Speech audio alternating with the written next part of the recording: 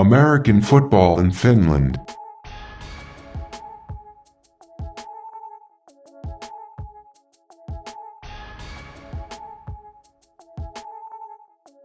Maple League teams are back in action on Thursday with the Crusaders versus Roosters.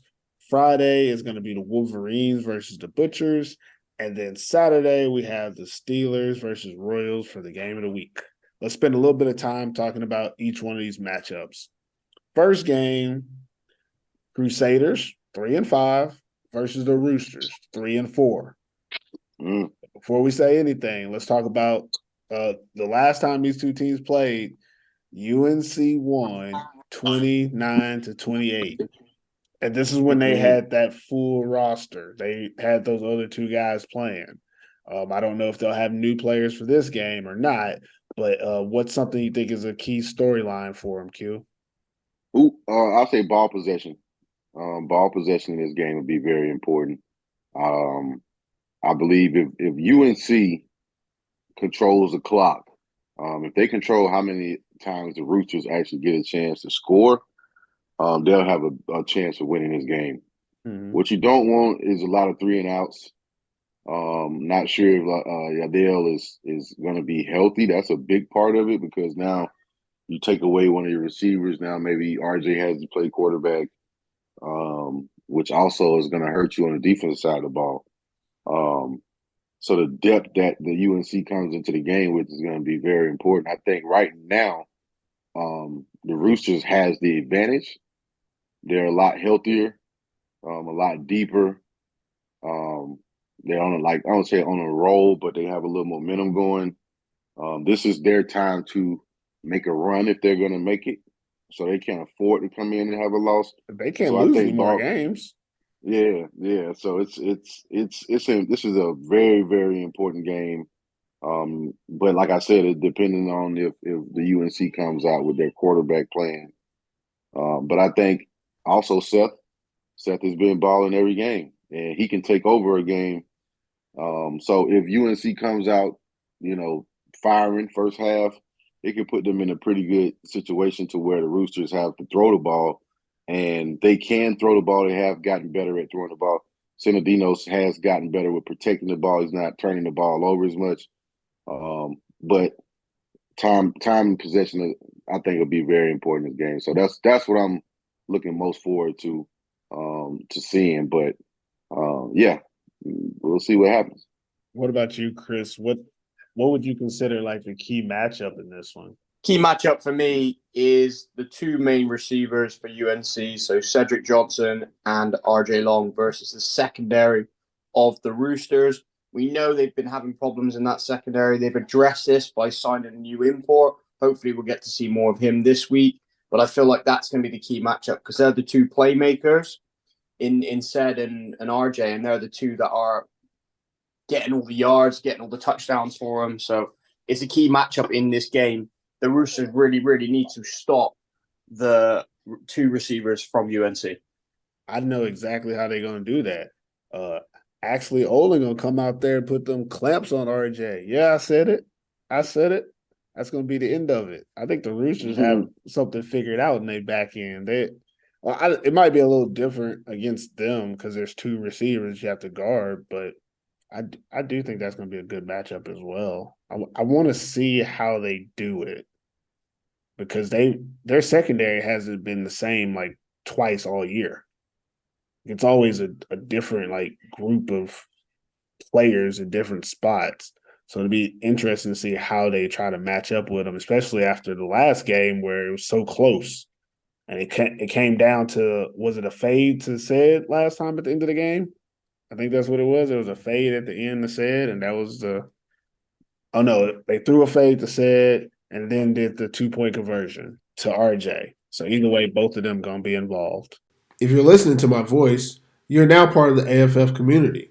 But don't be shy about supporting us. Head over to our website and order some AFF swag. Get a t-shirt for this beautiful summer weather, or a comfy hoodie you can rock all year long. And if you really want the drip, scoop up one of our limited edition snapback caps. Everything you need to represent the AFF community can be found on our website at americanfootballinfinland.com/ merch. Second game of the weekend, Wolverines 0-7 versus the Butchers, who are 5-3. Key storyline, Chris. Butchers, are you ready to take and punch your ticket into the playoffs? This is a key game for them. I know it's against the Wolverines, but the Wolverines have had a bye week. They are getting better. They're not going to be no pushover. And the Butchers need to. It's a must-win game for the Butchers. I think if they win, I think they're pretty much in, right? I don't think once you get 6 wins, you're pretty much in. Then it becomes So for me, seeding. this is like win or go bust right here for the Butchers. So it's a big game for them. I know it's only the Wolverines and they're 0-7, but it's still a big game for the Butchers. So yep. Dude, what do you think is a key matchup in this one, if there is one? I don't really see a key matchup. I think it's more so as the Butchers feeling some kind of way right now from feeling like they got robbed. I know they're going to go out firing, man. They probably going to go out, Gwinner is probably throwing 5 or 6 touchdowns in the first half. They're going to try to run the score up, get the stats up. What? 5 or 6 touchdowns in the first half? Yeah.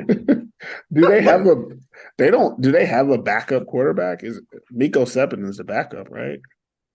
Yeah. I just think they're going to go out. This is a game that you don't want your starters to play all game. So I feel like you should take that first half very, very seriously, even if you got to run the ball in the second half. But I just think you don't want to have a game where you don't want to take them lightly either. But at the same time, I think the Butchers can handle this game without doing a whole bunch. But you just want to try to get out of this game without having injuries, major injuries, and stuff like that. So matchup wise, I don't see the Wolverines being able to match up with anything that the Butchers is going to do. So it's more so as the Butchers working on things that they maybe feel like they need to still work on and get prepared for the next few games that they have. That's about it. I don't see major matchups. Nothing really. I think an interesting aspect for this game will be if and how much can the Wolverines score, because they only have like 30 points on the whole season. So they don't score in all the games they play. So it'd be interesting to see if they can score against the Butchers defense. And that's something the Butchers defense should see as a challenge, is don't let the Wolverines of all people score. So it'd be interesting to see if they can in this matchup. Flag football in Finland. Yes, the annual AFF Turkey Bowl flag football tournament is back for the 4th consecutive year. This year's 5-on-5 flag football tournament will be held on November 11th at Mukula Sports Hall in Lahti. Men's and women's teams are invited to play in a fun and competitive environment, with bragging rights on the line. Registration is open until September 1st, so sign your squad up today. Registration can be completed at AmericanFootballinFinland.com/turkey-bowl. Last game of the weekend is going to pit the Kuopio Steelers, who are 5-3, versus the Wassa Royals, who are 3-5. The last time they played, Steelers eked out a victory 24-21. I'll do the storyline for this one. I think the storyline really goes more for the Royals than the Steelers. The Steelers can lose this game and still get into the playoffs. The Royals have to win this game. Mm-hmm. This is the make or break for them. If they don't win this game, they are not running the table and making the playoffs. They have to win this game. This would be the 6th loss, and they'd have to win out after this if they lost. And I don't see that really just being that easy of a task, especially after, like we've said earlier, the gauntlet of games they've already had to play. Now you have to win. You have to win. It might be like this every week for this team. Like, they have to win. But if they lose this one, they can start preparing for what they want to do in September. Late August, because they're not going to be there. So it is what it is. What about a key matchup in this one, Chris? You got something? Or Q, do you got a key matchup in this one? I think, like you said, it's an important game, more so for the Royals. Matchup wise, I would say Alpha and how big of a game Alpha will have against these DBs. He needs a major game. in order for them to still have a chance. And I don't mean just like a little. I know it's 200 yards, 3 touchdowns is good, but we're gonna need a kick return, punt return type alpha added on to those receiving touchdowns. So I think him against the defense itself, Timothy, not he hasn't been having 4 or 5 turnovers in the game, but him controlling how much they turn the ball over, just putting them in better positions with what they got. Because the Royals obviously are okay with what they have, and they're going to go with what they have. But at the same time, in order to give yourself a chance to win, you got to get the ball to your playmakers. And I think how Alpha comes out in the first quarter, first half, how much they're getting him the ball decides the chances you have of winning or at least being in the game. So I think that's my main thing, to see what Alpha is going to do against the defense. Yeah. What about you, Chris? Anything interesting about this game that you want to throw in there? How badly is Reasanover hurt? Are we going to see him again this season? Oh, I didn't think we were. I don't even know, but I don't expect to see him this game. Yeah. Like, it looked like it looked like he was going to be back, boy. From the way you drop that football, you make a cut and you drop that ball, boy. A lot of times that means something popped. He heard something pop. That's straight ACL, man. I mean, well, we wish him the best and hope it's not, but it will be interesting. I still think actually, I mean, as much as it sounds horrible to say it, for the Royals, they probably would prefer that Reasanover be there because that would give them less opportunities to get bombs over Baghdad on the back end, because that's what's going to happen. Vincent McDonald and Hannes Hardy about to have a time. But I think I will say, but I still think there's a chance. I mean, Tim can get hot. He can run that fly sweep. He can get hot to the point where McDonald has to do what he just did again. That's the only thing. Is like, if Reasanover is hurt, that'll actually put them in a better position, I think, because now Alpha doesn't necessarily have to play corner, but he can play safety over the top. Alpha can jump. He has speed enough to. He can't play on both sides. Yep. Yeah. You can't disrespect Hannes Hardy. Like, that's the issue with the Royals, is that I'm not confident in either one of their cornerbacks unless Rufa Khalifa comes back, but he's been injured. If he comes back, he did a really good job against Vincent McDonald last time they played, and that'll be helpful enough.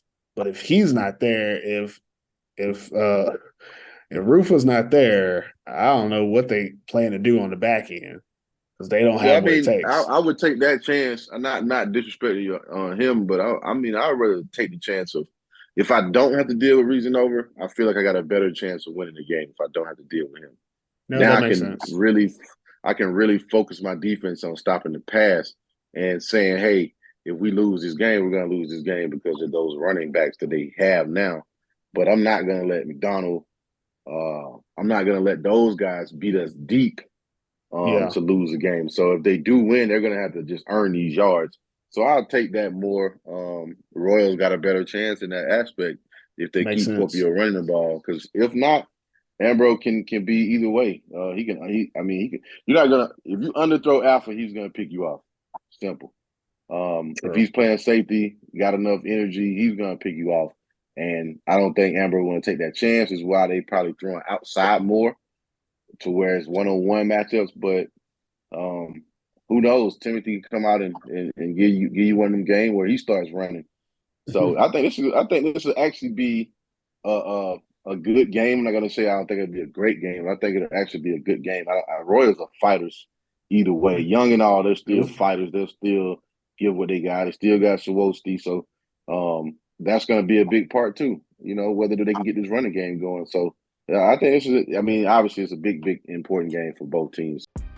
Represent the community and buy us a coffee. AFF is run by volunteers who love the sport and want to give you the best coverage of it as possible. In true Finnish fashion, we love coffee and would appreciate any donation to help us buy a cup or two. You can donate online at buymeacoffee.com/AFF23. All right, let's get into our pick'em rankings right now. First place, Spencer Cutland, 22-5. Second place, Coach Q, 21-6. Third place, Chris Green, 20-7. Fourth place, Finland Swami, 19-5. Fifth place, Coach Mike, 18-6. Where you at, permits? Hold on, I'm getting there. Sixth place, Alex Malchow, 7. Seventh place, perfect. I'm 19-8. I've just had more games than some of these other people, but I have 19 like wins. Like, don't get it twisted. If we were going by like straight points, I'd be higher, but I'm doing a percentages instead. So calm down. I'm in 7th, but I'll finish much higher. 8th place, Jamal Clay and Jabari Harris are both 13-8, and last is Andy Bazar at 12-6. I'm looking at first place and last place. First place is 22-5, which is really good.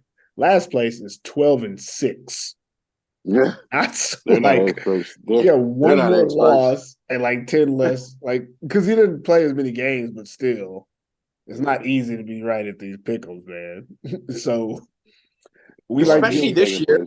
Yeah, this year's been hard. Look at all them games where people have won by 3 points or a touchdown. A lot of people are a touchdown away from being right or wrong on almost every game. Like, I'm taking over this weekend. I'm tired of being in second place. I'll tell you the truth. If we all get the same picks, I'm cool. Last week, everybody on the original cast, we all had the same picks. I was like, cool. I can't go up or down, really. So let's do our picks for this week. We'll briefly say who we think will win the game and why. Our picks will be on Instagram at American Football in Finland, and you can make your comments, or if you have different picks, let us know who you pick. We like to know who's everybody's picking for these games, not just us. There's like 10 of us now, so it's a lot. And again, we've never claimed to be experts. We are football enthusiasts. We've never claimed to be experts because no one can expertly pick football games anywhere. But Q, I'll let you go first. Actually, we can just go game by game, and we'll each make our pick. First game, Crusaders versus Roosters. Q, who you got and why? I'm going Roosters. I want, and this is weird saying this, I want UNC to win this game. That's crazy, but I'm going to be smart. My heart is saying go with the Roosters because I think depth-wise, I think just where we are in the season, I feel like this is the time in which the Roosters show why they are the organization they are. They can find ways to put themselves in better positions to win games. And I think they've watched the UNC Crusaders, and I think UNC, Yadel playing or not, they're behind the 8 ball because of the depth.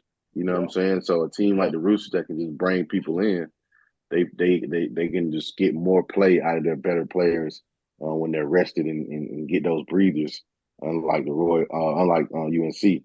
But I think Roosters have too much firepower running and passing right now, and I think that's going to be a problem for UNC with having guys going both ways. So yeah, that's why I'm going with the Roosters this game. What about you, Chris? Who's your pick and why? I'm going to say the Roosters as well. I think they're playing more consistent football right now. I feel like they're really improving. They're getting better. Sinadinos is playing good football. He's getting better.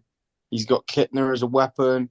He's got Santu as well, who showed up. He's got Kayando, who's now playing a role as well. They've got some good running backs, like stable of running backs. So I feel like they're the stronger team.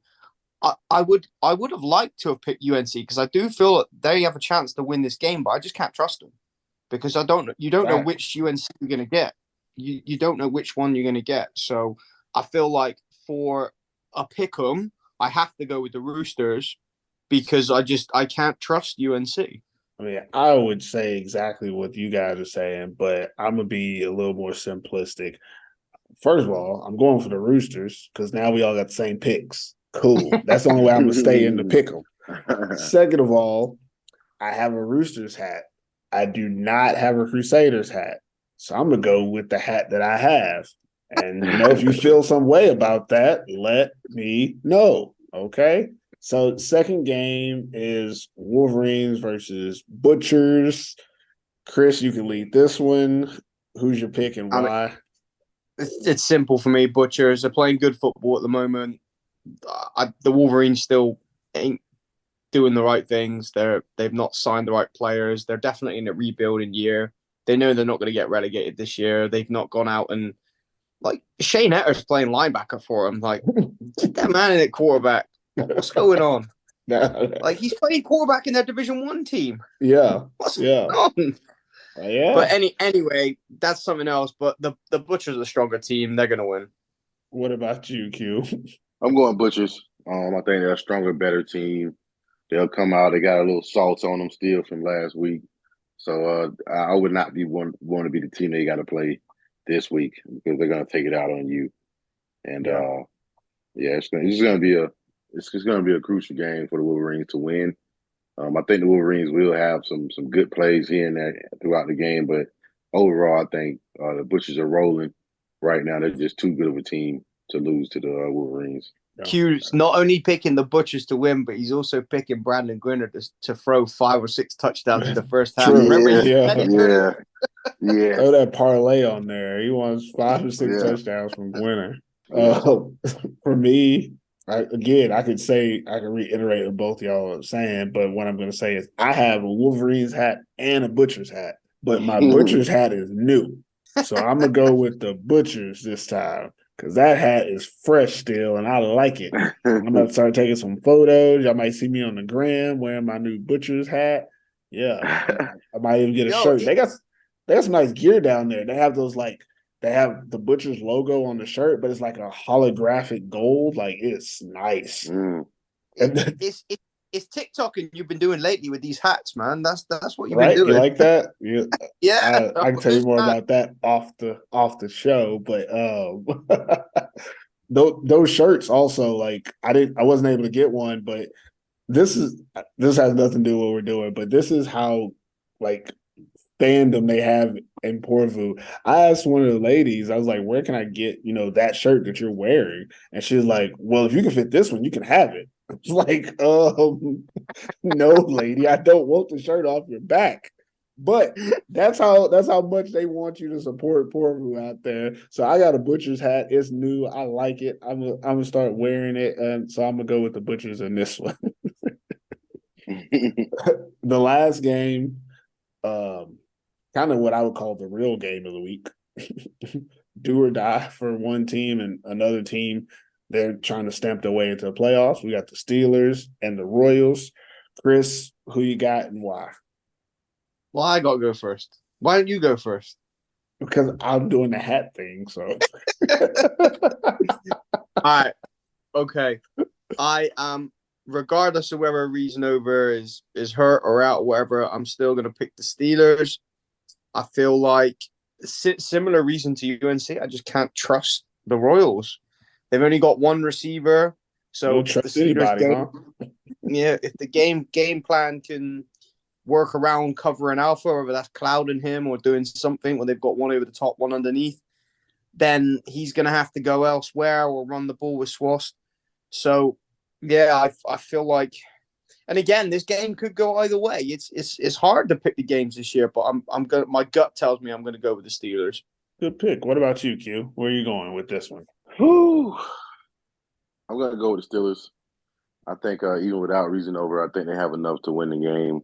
I think, like we said earlier, Royals haven't been getting better. And I feel like the Steelers are inconsistent, but they're consistent enough to finish ball games, and they're consistent enough to make big plays when they need to.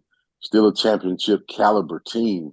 Too much they talent. Still have those. Yeah, they still got a lot of talent on their team. So their secondary has been playing pretty good too. They've been making some plays on third downs and longs that they needed to make, getting some nice breakups. So although Tim and Alpha is a great combination, I just don't think it'll be enough to overcome what Provo defense is doing. So I'm going on Kuopio. I think it's interesting before I say mine that when we talk about Kuopio now, like it's kind of like full circle. Like earlier in the season, we expected them to be good, and they just weren't like dominant, but they had Lee Anthony Reasonover. So it's like, who cares? And then when they lost him, we were like, oh, they're gonna be trash. And they found their way back to being, pretty good. And even though, they only had Reasonover for the last game, before Reasonover came back, they still look like they were going to get into the playoffs. And now we're thinking they might have to finish without Reasonover anyways. And they kind of look more like what we expected to see at the beginning of the year, a really good team. Like that's what they look like. They look like a really good team with obviously an underperforming quarterback. Like that's the only deficiency you really see on this team. Even when you take Reasonover off, those other guys can run the ball. Like it's not like they just can't run the ball anymore.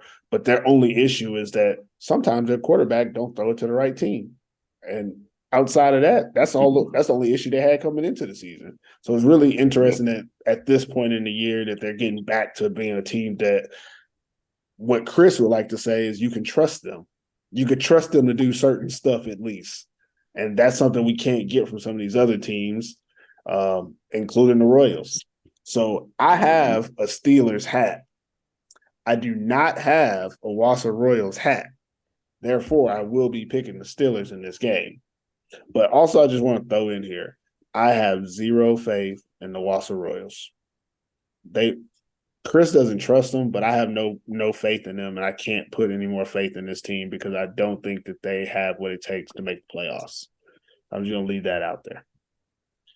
Look, Seppo gonna get on your ass. I feel like they failed expectations this year. They signed a good roster. We thought they were going to be competitive. They were going to be. I put them in the top 3. Our mid-season put them at number 2, so we're way off. Well. Like I don't get it. I didn't feel bad at that time of putting them at number 2, but no, I got no faith something's now. just not right. I don't know what it is, but something's just not right. Hey, maybe they go sign a load of Swedes now. Who knows? But too little, too late. Too little, too late. Yeah, this game will be it. Just make a break for their season. American football in Finland.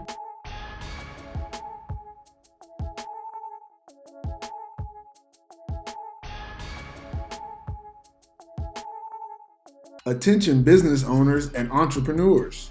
Are you ready to connect with passionate American football enthusiasts in Finland?